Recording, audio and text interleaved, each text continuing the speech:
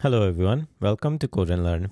In the last video, we discussed bubble sort, which is the most basic sorting algorithm out there. In this video, as you can see, we will be discussing selection sort. Selection sort has a very similar time complexity as compared to bubble sort, but there are subtle differences between selection sort and bubble sort that we will discuss later. Selection sort is an in-place, comparison-based algorithm that works by dividing the input array into two parts, sorted and unsorted. Initially, the sorted sublist is empty and the unsorted sublist is the entire array. The algorithm proceeds by finding the smallest or the largest element depending on the desired order in the unsorted sublist, swapping it with the leftmost element of the unsorted sublist. And after each iteration, we move the boundary of the unsorted sublist towards right. I think just talking about the theory is quite dry. So let us look at an example. Here we have an unsorted array. So at the start of the algorithm, everything is unsorted. The line on the left is the division between the unsorted and the sorted array. As we start the algorithm, we are assuming that the whole array is unsorted. In the first iteration, we go through each element, finding the minimum element in the unsorted array. So we track the minimum element, and by end we will have 11 as the minimum value. So what we will do is move 11 to the sorted section, since we have found the minimum. To do that, what we can do is move 64 to the back and move 11 to the front, that is, at the first place in the sorted array. So we perform a swap. As such, 11 moves to the front and 64 goes to the back. So we can say 11 is now in the sorted position, while the subarray on the right is an unsorted subarray.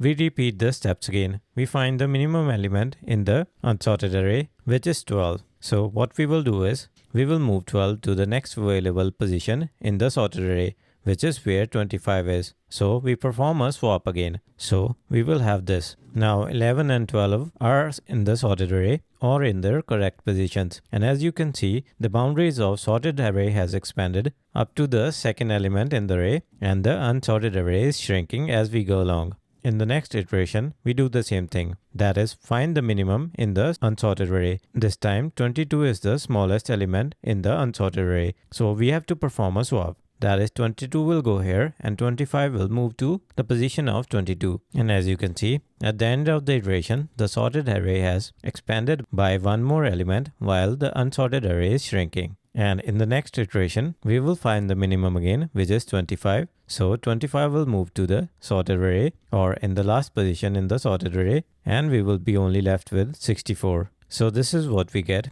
at the end of the iteration. So as you can see, 11, 12, 22 and 25 are all sorted. And by the end, we will have 64 appended to the end of the sorted array. So we will get a completely sorted array which expanded as we went along the iterations, and the unsorted array shrank to 0. So in the end, we will get a sorted array. Here is the Go code for selection sort. So we start an outer loop to range through the elements in the array. In each iteration, we set the minimum index to the current index. Then we start an inner loop that goes through the unsorted array, that is, the right of index I. For each element, we compare the values. If we find a smaller value at index j, we update the minimum index to j. Once this loop completes, we will have the minimum element in the unsorted array. So at the end of this iteration, if the minimum index is not equal to the one we started with, that is I, we perform a swap to move the minimum element to the sorted array or to the end of the sorted array, which should now be in the correct position. After we have completed all the iteration, we will have a sorted nums array. So that's a simple solution for selection sort. Now let us talk about the time and the space complexity. So for time complexity, for each element in the unsorted array, we are iterating n minus 1 elements. So you can say the time complexity is n into n minus 1. If we round that off, it will be n square. So we can see the time complexity of this solution is n into n or n square, which is a quadratic time complexity, similar to what we have in bubble sort.